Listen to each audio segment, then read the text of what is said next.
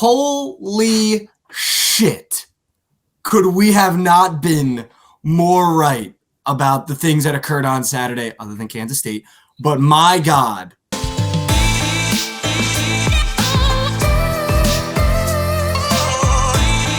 Welcome back to another episode of TFM Bets. Wild weekend. Range of emotions, I feel like, starting from Friday all the way through Sunday. Obviously, I was going to say, do you have a good New Year? I had a fantastic New Year. How was your New Year? Do you have a good one? My New Year was absolutely electric, to say the least. Was with a bunch of friends down in Phoenix, Arizona. Had an absolute blast. Obviously, TCU beating Michigan was the highlight of that whole entire weekend. But it was a great time. What'd you do? I just kind of got after it. I hit the bars pretty heavy. I had COVID the whole week. Oh, that's right. That's right. So ended up testing negative the day of New Year's. So got to go out New Year's. That was fun. Got after it a little bit. The bowl games were crazy. So we might as well. Let's just not to get it out of the way, but I think let's just talk about it at the top of the show so we can kind of move on without having it be on the back of our heads.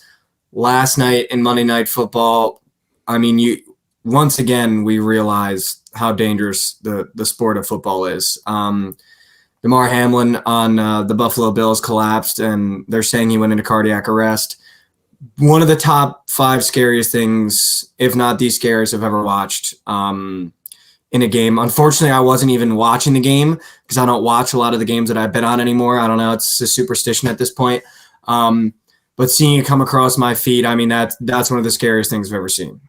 Dude, so I was on the plane in the air, actually, as this happened. And everyone next to me, there's like 10 people who've got the game on watching it as we're flying. And I'm not watching it. I was just refreshing the score because I really needed, Bills and Diggs receiving yards. And the people next to me, I can tell are like fucking starting to panic and like question and they're frantically like looking around, talking to other people. And I'm looking at the game and there's nothing going on. And I'm so confused. And it's been stuck on this one play on the score app for like 30 minutes. I'm like, dude, what is going on? So I literally budged the guy next to me. I'm like, yo, like, everything good? What's going on in the game? He's like, yeah, dude, like, not good at all. And I have my Wi-Fi is terrible on my phone, so I can't even go on Twitter. I'm not seeing shit. But when I landed, I figured out what happened. I was like, oh my God, dude. So scary. And this whole experience has just made me have a greater appreciation for any athlete that, laces them up and plays every day. It's really scary, very scary situation. No, 100%. I wasn't watching the game either. I was refreshing on ESPN the score, and it was stuck on the play where it says Hamlin injured, and I was like, what is going on? Having not watching the game, immediately opened Twitter, and I feel like it's something I just want to address quickly. I had a tweet that I guess went a little bit viral for half an hour, and just wanted to explain where it came from my end. So I don't watch a lot of the games. So everything that I see is from my Twitter feed and from what I'm seeing on ESPN or the Score app. Just had a superstition, and I saw this clip 6 times in one scroll of the players crying on the field. Josh Allen crying, Stephon Diggs crying. And I've said it multiple times on Twitter that I actually despise that when there's a massive injury or something really bad happens, that these TV networks zoom in on the players and show their reactions. Because when something that traumatic happens, you shouldn't be the basis of entertainment at that point. And I happened to take the video and repost it saying they should never show this stuff ever. Like, these are athletes, not actors. In my head, using the video as evidence, not trying to spread the video more, not thinking that my tweet is doing more damage than a national television broadcast that's going to 14 million people, 15 million, 20 million people watching the game. And got absolutely lambasted. Guys whose family members have been kicked out of their profession for worse are telling me it's a bad look. So I did want to apologize. I guess looking back, I can see why it would be hypocritical of me to do that, but that's how I was doing it. I was more so using the video as evidence to be like, this shouldn't be shown, not being like tisk, but I'm going to use it for engagement. That was never my intention, but I mean, not to take away from it, like praying for Hamlin's family. I hope he can bounce back, because that was one of the scariest things I've ever seen in my entire life. Yeah, in that moment, I've learned when tragedies or big events that aren't necessarily positive occur, Twitter becomes an absolute cancer. It reminded me of when it's super random, but Ukraine got invaded, right? And as that's happening, I have no idea this shit's fucking happening. I don't watch the news too often. I reacted to like a Prize Picks selling. I was like, bro, I can't believe fucking Mookie Betts didn't get one more base as Ukraine's getting invaded. And I tweeted that out, and similar to you, not the time, Trent. Can't believe you would tweet this in a time of tragedy, bro. What are you doing? Cancel him. I was like, guys, holy crap, like what's going on? I immediately rushed to deleted it. But there's no right answer. There's no W to take away here. And when something like really scary like that happens, what I did last night, literally just don't even tweet. Don't even tweet until shit dies down. I waited about 4 or 5 hours and then I told people that my Prize Pick sold and it was fine. But I was just going through Twitter and seeing people who tweeted during, 5, 10, 15 minutes of that event happening. And if your tweet wasn't about this, you're getting flamed. Like absolutely, dude, lambasted, yeah. Bro. So there's really, and then if you say something about it and it's even the slightest bit edgy, you're done. You're like, your people are just going to absolutely roast you. So there's nothing to do. There's nothing you can do except for just hope and pray, that everything's good. But it's a learning lesson. We all have those, and I don't think anyone is mad at you for posting that shit. I think it was just a very touchy subject at a very touchy time. And I think it came off as hypocritical, which I get looking back on it now, but that wasn't my intention. I was more so trying to use it as evidence. But last night was not about me and a fucking stupid tweet. That was still super, super scary. And it was shaping up to be a great game too, which is I know even the not obviously not worse, but also disappointing that had to happen. But seriously, praying for his family, and so scary. It was a tough start to the new year for sure. Hopefully he's okay. Yeah. But let's talk the beginning of the weekend now. Let's start fresh. Holy shit. Could we have not been more right about the things that occurred on Saturday, other than Kansas State? But my God. Hey, nice call. I'll give it to you on the Dogs did their job. They both covered. Yeah. And if the goddamn Ohio State kicker just did his job, I'm genie. Dude, I gotta say, I was very, very upset that kick didn't go in, let alone not even fucking remotely close. But watching that fourth quarter, I'm sitting there as a Frog fan, wondering who the fuck we're gonna play. There were a couple drives on defense for Georgia where I was like, Ohio State has to win this fucking game, please. I'm begging you. Georgia's scary as fuck. They looked like they were dead in the water there for a bit, and their defense made some heck of a play. Getting sack after sack, making Stroud look like he's getting chokehold. It was absolutely insane. And the defense prevailed. Offense stepped up. Made some very clutch plays. Dude, it was unreal, and I was actually very upset that Ohio State didn't win that game because I'm scared as fuck of Georgia. No, I mean, we'll talk about that game a little bit at TCU Georgia. Wow. If you listen back, the narratives that we kind of put together for both those games, let's just start with Ohio State Georgia because we were just talking about it. CJ Stroud did exactly what at least I said he was going to do. And cool. I know that you agreed that it was kind of a back against the wall game for him. You have to come out. You have to come out. You have to come out, and you have to play for your legacy because this was your comeback game. You guys squeaked into the playoff after getting banged down by Michigan. You're now playing the consensus team that, by the way, everyone thought was going to walk through you, and you got to play for your draft spot now. And I seriously think CJ Stroud should be the first quarterback taken. I know Bryce Young looked great against Kansas State. I think the Big 12 championship just ended up being too big of a moment for TCU at the time, and I think that's why Kansas State ended up coming away with that one. But, when we look at that game, CJ Stroud did exactly what was asked of him in that game. Was you're back against the wall. You're coming off an embarrassment, so you need to prove why you are CJ Stroud in this moment. And I mean, dude, I've never seen a better quarterback performance all around, to be honest, against consensus the best defense college football maybe has ever seen 2 years in a row, right? In terms of Georgia's output. But my God, he looked good, dude. And I'm sitting there, dude, New Year's Eve. Like, we're getting down to midnight. I'm not talking to any girls because I've got coin on Ohio State. Obviously, they're covering, but now I'm like, yo, we have a chance to go get this money line. Let's go get this money line. Legacy drive from CJ, uses the feet to get in field goal range, and it's lining up perfectly with the ball drop. I got no smooches. The kick gets shanked.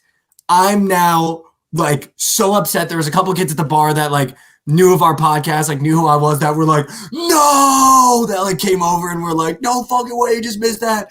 But dude, that was one of the craziest 1-2 games ever to go from TCU into an Ohio State Georgia shootout, dude. Yeah. Double shootouts, bro. Shit was unbelievable, bro. Unreal. I really, really wanted Ohio State to win that game because to me, I feel like there's a lot closer to Michigan's skill level than they are Georgia. I would disagree, though, dude. I think you guys would have had a much harder time against CJ Stroud than you will against Stetson Bennett. I think Stetson Bennett is closer to a JJ McCarthy, to be honest with you. I mean, he's 24 years old. If you can't put together drives in college football at the age of 24, I'd be shocked. I don't think he's that great. I don't. I actually love the matchup for TCU.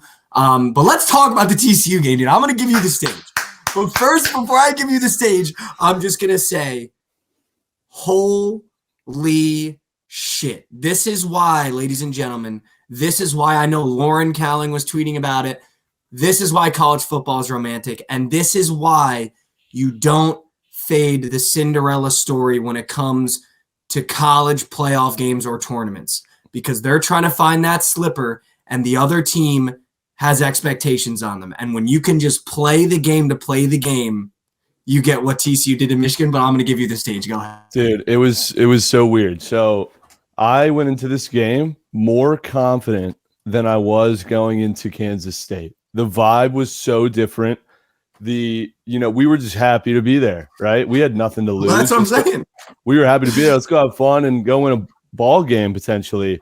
Whereas with Kansas State, we had a job to do, and that was to win the fucking game. And if we don't, expectations were not met. They didn't meet, what we've accomplished the entire season. So the vibe going into the tailgates, going into the stadium, you could just tell. Like first of all, we travel unbelievable. That place was half TCU, half Michigan, and Michigan is 5 times as big of a fucking university than TCU. Which is hard to believe, and they bleed for that football program. Oh yeah. So I mean, Michigan fans, even Portnoy was like, the Frogs travel unbelievable. So that right there was, just crazy to see. Quick side story first. So we're in Arizona at Phoenix, right? And there's a sports book right next to the stadium. And like my friends and I are absolutely hammered, and I see a huge BetMGM board on to our right. And I was like, yo, dude, DeWitt, like, you want to go cook up a secret lay? And he's like, dude, I'm so fucking down.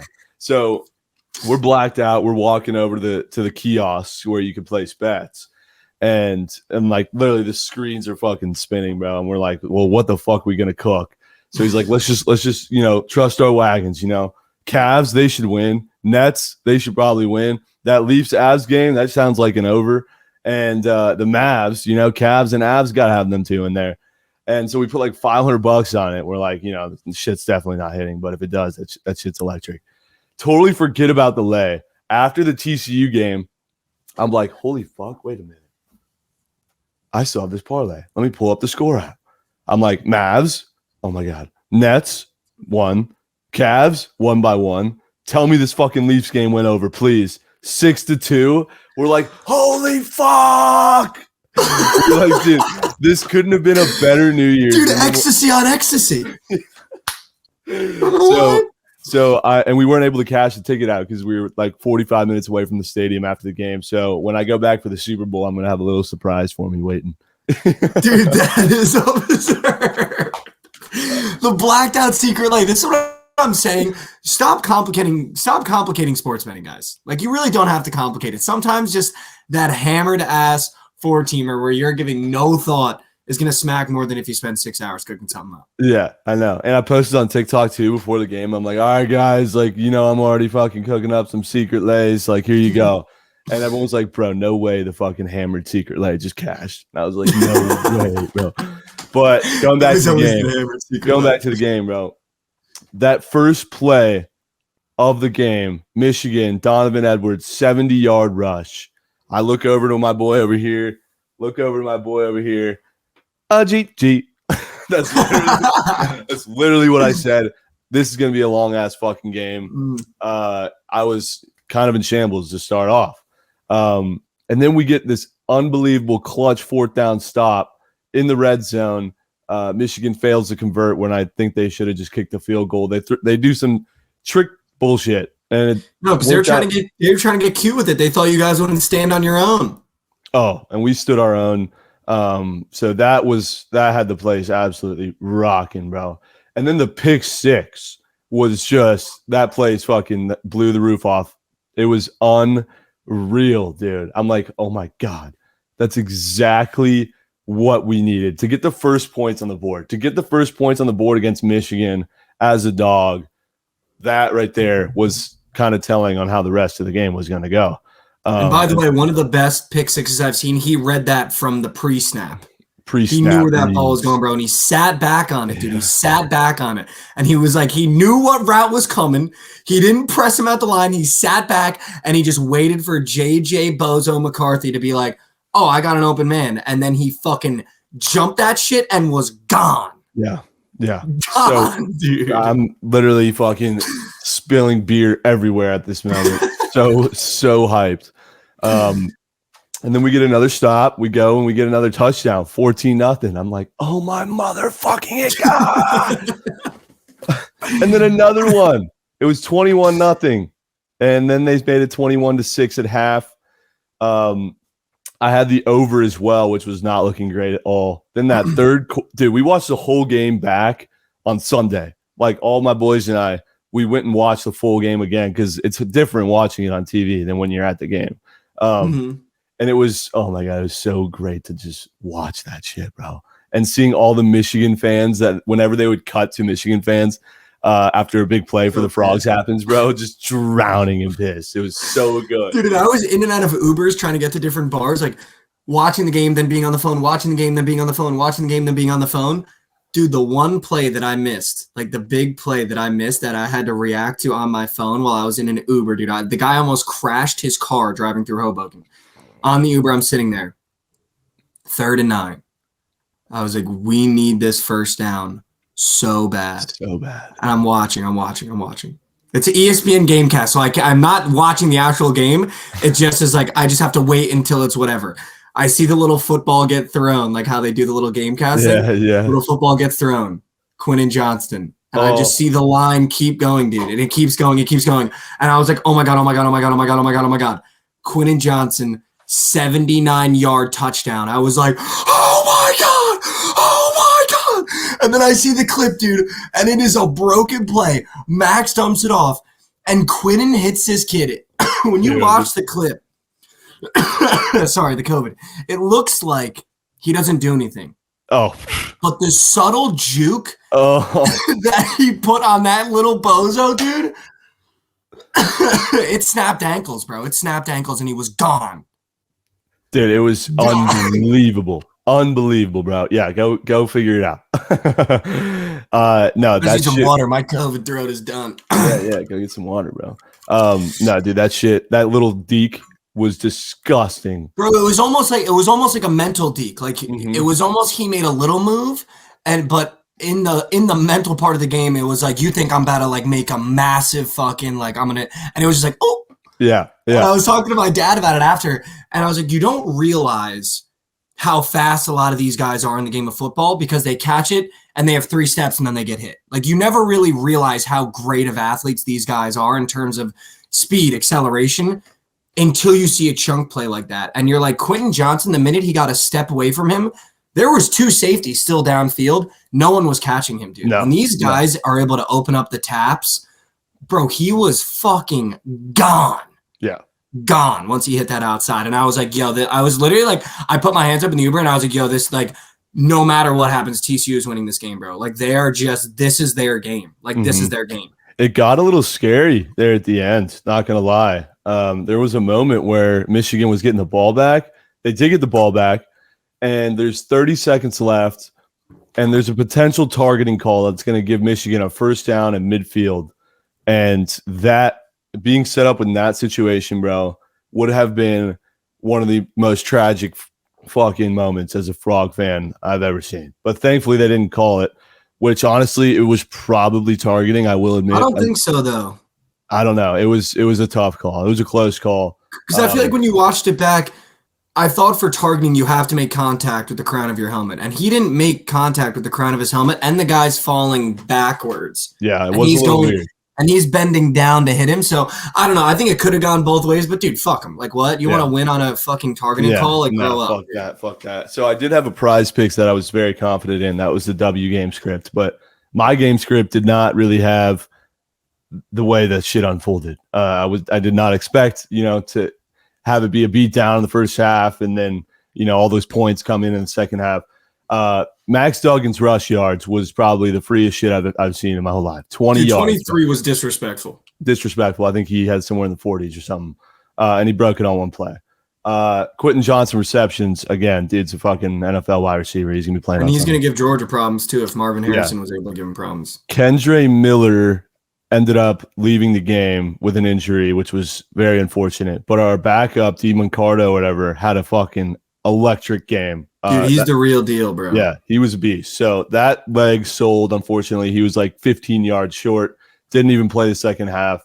But Michigan's where I kind of fumbled the bag.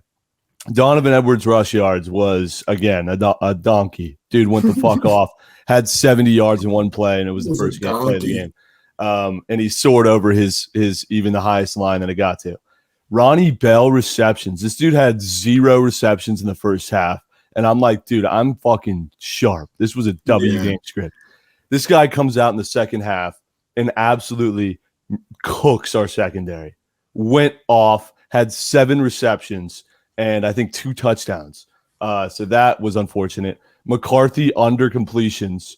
Again, I didn't intend for him to be down 21 points. So he was obviously sling that thing. He was slinging it to Ronnie Bell, which was just, not what I did. Most unideal scenario you could have made up. So it went 3 of 6, but it was damn close. It was a W game script, but not quite. But unbelievable game, unbelievable vibes.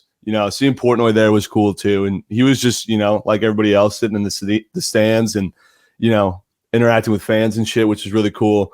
But yeah, no, it was really, really fucking awesome, bro. I gotta say, and I can't wait for SoFi. Obviously, I was incredibly shocked at the spread when it came out, 13.5. I expected 8.5. But Georgia's Georgia, and the books have been disrespecting TCU since the first snap of the end of the college football season. So it doesn't shock me. But 13.5. We don't have to get into that now. No, but that spread is absurd. But I will say, can we just Mac Duggan should have won the Heisman. Caleb Williams got fucking botted by Tulane. Caleb Williams, great quarterback, but guess what? Just getting your team to these big games and not closing them out, like, that doesn't make you great. Getting there doesn't make you great. If Tom Brady made 9 Super Bowls and didn't win a single one, he's not great. You're in the conversation with the Dan Marinos, who could just never close it out. Caleb Williams reached bowl games. He reached Pac-12 championships, and he loses in the worst ways possible. Yeah. Max Duggan should have been the Heisman of college football.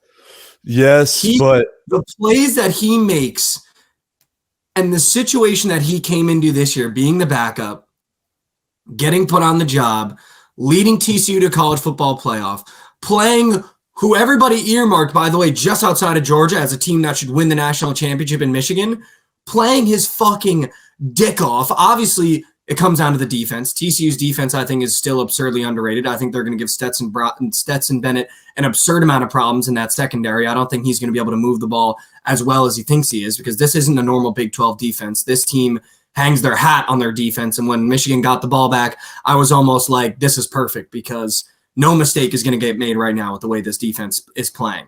But Max Duggan, dude, on the biggest stages, TCU doesn't win the Big 12 because DeMarcado can't get in the end zone from the 1 yard line. That's not on him. Yeah.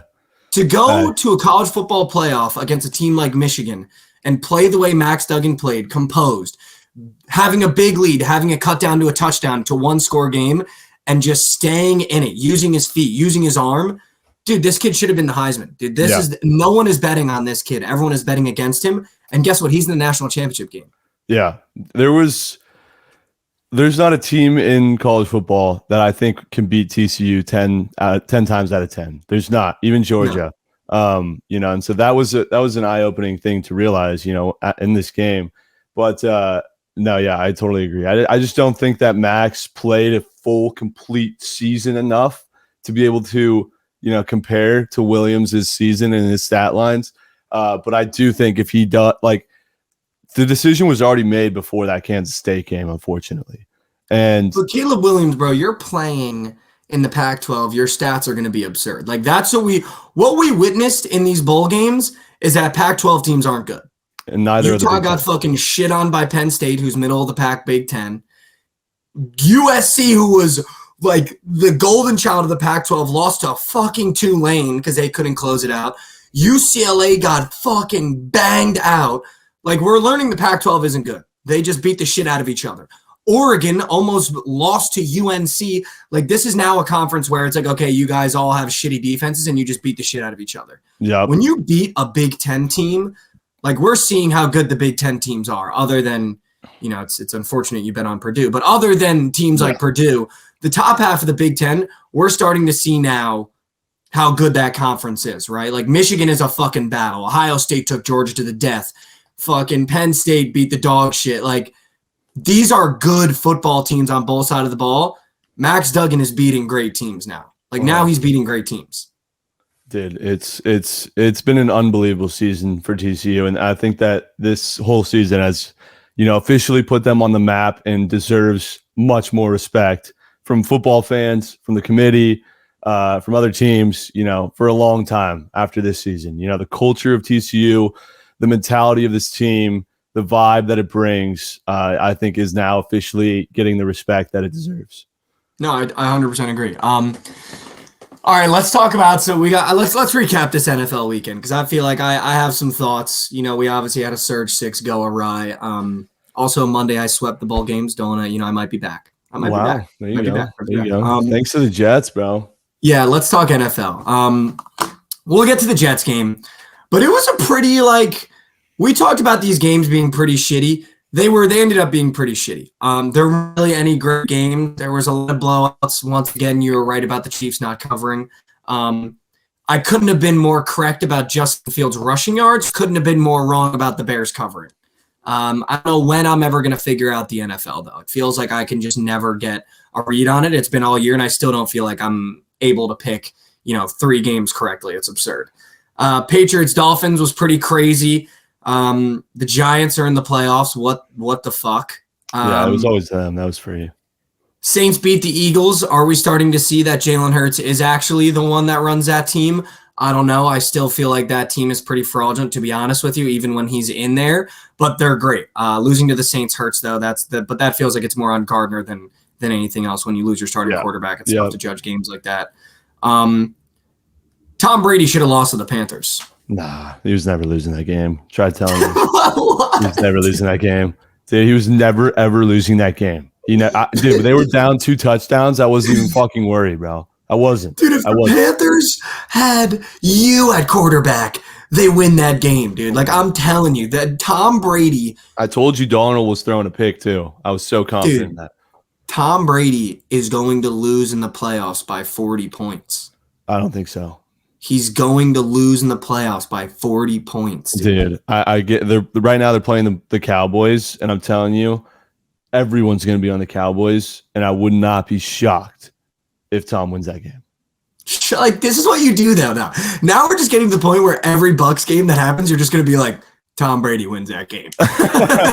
Just in case he wins. No, bro. dude, but did you really think that the fucking Panthers were going to stumble into Tampa and beat Tom with his back against the wall? No. It's incredible that you say that because, like, there's been multiple times that I've bet on this Bucks team where it's like, did you really think Tom Brady would lose this game? And I bet on him against the spread against the Cardinals. He doesn't cover. Yeah, they don't cover. I bet on him to cover against Joe Burrow. He gets blown out. I bet on him to cover against the 49ers. He gets blown out. I bet on him to cover against the Saints. He wins by 1. Like, this is not a good Tom Brady team, bro. And I do not think they're going to make a run in the playoffs. I'm sorry. We'll see. We'll see how the standings shake up and who the fuck they're playing. But if they're playing the Cowboys, ooh-wee. And then I find myself stumbling into the 4 o'clock slate. And the only games I picked were the Bears +6, and I think it was the Panthers +3. So I'm going into the 4 o'clock 0-2. 0-2 into the 4 o'clock. And I was like, you know what? I'm going to put a parlay together. I'm going to put it on TikTok because I feel great about it. I'm hungover as shit. But you know what? That's normally when I perform my best. And I'm going to go Niners -9.5. I'm going to go Jets money line because there's no reason. I told you on this show, there's no reason we should be a favorite going into Seattle. I'm going to take the Jets, but the Seahawks money line at plus Chicky is the freest money you're going to make all year. I said that word for word. But I was like, you know what? I'm going to take the Jets money line because obviously we're favored for a reason. I'm going to trust Vegas. I'm going to take the Vikings +3.5 because I feel like the squares are going to be on the Packers at home, even though I want to take the Packers. And on this show, I said to take the Packers. But I'm going to take the Vikings +3.5 because I feel like I might get screwed if I try to take the Packers. And then I'm going to take the Chargers money line at -200 just to wrap it all up. Jarrett Stidham throws for 300 yards, and the Raiders almost beat the Niners, who are the best team in football. So that was cool. Yeah. They only won by 3. So that one didn't hit. The Jets strolled into Seattle, where I said we were playing a quarterback that we disrespected and threw away like we're doing with Zach Wilson. And he emerged, and he's probably playing with the most passion and rage he's ever played with before. And we got fucking smoked 23-6. So lost that one outright. Score a touchdown. Then I was like, you know what's crazy? No way the Packers beat the shit out of me because Jair Alexander was talking shit about Justin Jefferson. You got to play well, JJ. He gets 1 catch for 15 yards, and the Packers win by 30. And then the Chargers, saved me from the full sweep, and they beat the Rams. But, I mean, when am I going to figure it out, dude? Dude, my theory is if you're taking the underdog with the points and you don't think they have a serious chance to win the game, I don't like it. Like the Chiefs were never covering that huge spread. I think there's just you're right again. You're right again. I'll give you your flowers. The Vikings, I didn't think they had a shot to really win that game in Lambeau, which made me not want to take that game at all. So I stayed away. The Seahawks-Jets game will be in my fucking nightmares for a long time because I had the Seahawks in the 6 at first. I did. And then a source that I will not put on the hot seat, very close, near and dear to my heart, texts me as I'm editing and about to wrap up the Surge 6 video. Balls on table, back against the wall, put the Jets in the surgical. I go, bro. I need to know who. I just put the fucking Seahawks in there. I literally just spent an hour cutting clips of fucking Gino. They wrote me up, but they ain't right back though. I'm like, bro, are you serious? We were the ones that wrote him off. Yeah, that's who he was talking about, dude. That's who he was talking about. I'm like, well, bro, I hate being on the wrong side of Javon's PODs. Shout out Javon. Sure. And so I can't fade him. I don't fade him because he's helped me consult and craft these surgical 6s, and he's come through with a lot of clutch plays. But this one, he let me down, which he's only done. This is the first time he's let me down all year. But it was pain. I was going to say, Javon's someone where I'm kind of shocked that because he's normally like absurdly sharp. Like he'll send some text and I'll be like, "What the fuck?" and then it'll like smack in the mouth. So that's tough. That's a go to your goat, Yeah. No, go to your goat. And I was like, all right, well, fuck, dude. I guess I gotta fucking put the Jets in there. So, that was absolute pain. It was always the Seahawks. It was always revenge game. but it's okay. You know, we got one more through 6. We're still profitable, guaranteed on the NFL season. So we're good. We're good. I mean, it was, if you remember the episode that we filmed, I literally got out of this chair and I was like, why the fuck are we favorites? We're not winning this game, but I'll take us. You should have just called me. I'm the Jet guy. I'll let you know when we're going to win games. We were never going to win that game, and I still put it in my parlay. So that's how you know we weren't going to win that game. You should have just hit me up. Also wanted to give you your flowers. The Jaguars beat the dog piss out of them, and you called that from start to finish. So yeah, I don't know what the books were doing there. Shit was so free. Because I sat here and I was like, maybe we take the Texans money line. No. I literally gave out a full fade platter. I was like, the Bears +6, the Texans money line. And then a game, I'm not even going to lie to you, I didn't watch a second of it. Steelers Ravens. I didn't even care what happened. I didn't watch a second of it. I don't know if you did. If you did, but did you have any thoughts? I mean, I couldn't give a shit about that game. No, I had a nuke entry that I didn't even end up watching. I was watching the TCU game again with my boys. But yeah, no, it was Kenny Pickett. I had his over yards with Freiermuth over yards, and they both missed by 10. Justin Tucker did his job with the field goals, and I had Huntley rush yards, and he missed by 10 as well. All of them missed by 10, weirdly. But yeah, I can't believe the Steelers ended up winning that game. Actually, I can. I literally said don't bet against Mike Tomlin on primetime. But it came down to the last play of the game, and they got it done. So nice job, Steelers. Let's go. All right, well, I feel like we'll talk about on the next episode on Friday, we'll talk about the Saturday games for the NFL, the Sunday slate, and then we'll talk about the college football championship. Kind of wanted this episode to be more so reactionary. I mean, it's the first time we've gotten together since the new year started, so we'll probably just keep it to those games and kind of the reactions to that. But wow, I mean, we've got quite a slate coming up, so make sure you guys tune into the Friday episode. Make sure you guys tune into the Surgical Streams on the Book It Sports Twitch channel. Trent runs it every day. You can hop on and give him your best play of the day. He'll react. You might take it in community parlay. He also does the night sweats at night on the Book It Sports Twitch stream. I'm going to start joining those again. I literally had a kid come up to me at the bar that discovered me through the night sweats, and he was like, yo, like, why don't you go on there anymore? And I was like, you know what?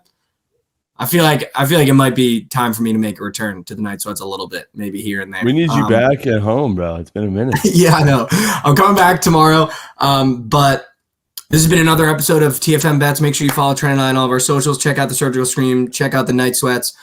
Check out everyone else at Book It Sports, Chelly, Jovan, Krabs, Lauren, the whole gang, Preston.